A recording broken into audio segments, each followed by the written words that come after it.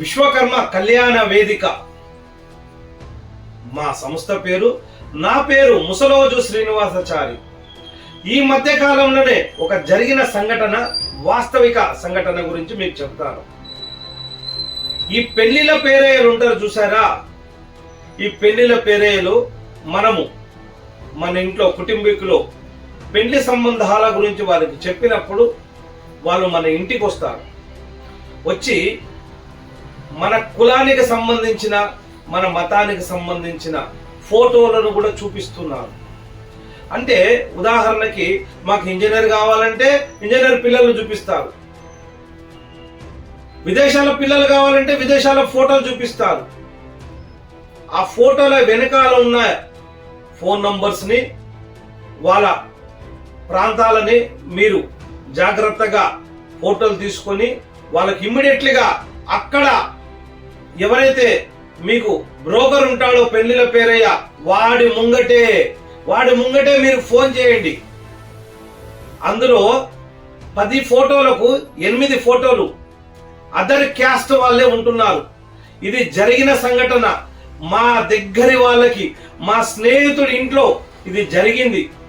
వాడు పెళ్లిల పేరయ్య ఇంటికి వచ్చి ఫోటోలన్నీ చూపించినప్పుడు మా ఫ్రెండ్ చాలా జాగ్రత్తగా ఆ ఫోటోలు తీసుకొని ఫోన్ చేస్తే మన మతానికి సంబంధించిన వాళ్ళు కాదు, మన కులానికి సంబంధించిన వాళ్ళు కాదు, మన విశ్వబ్రాహ్మణులలో కూడా పెళ్లిల పేరయ్యలు ఒక సగం మంది ఇలాంటి కార్యక్రమాలు చేస్తున్నారు.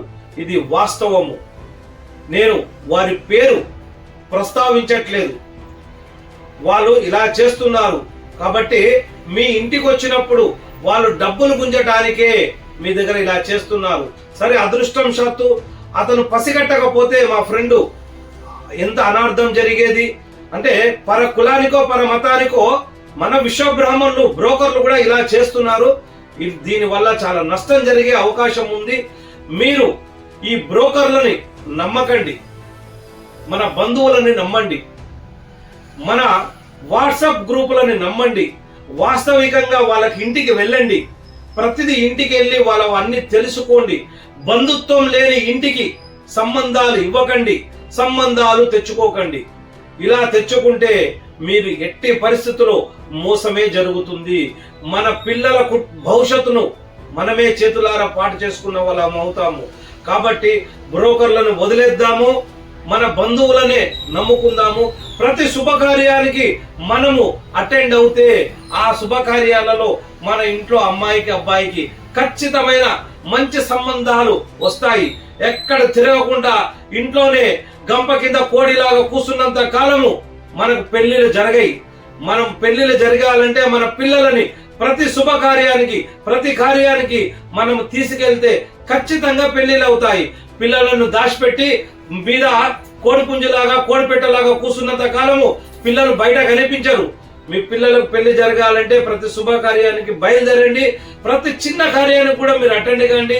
ఖచ్చితంగా మీరు మొదలుపెట్టిన 6 నెలల లోపలనే మీ పిల్లలకు పెళ్లిళ్ళు జరగడం స్టార్ట్ అవుతాయి. చూడండి, నా పేరు ముసలోజు శ్రీనివాసాచారి.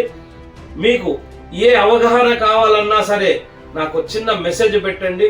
దానిపైన అవగాహన కోసము ఒక వీడియోను తయారు చేసి పంపించగలుగుతాను.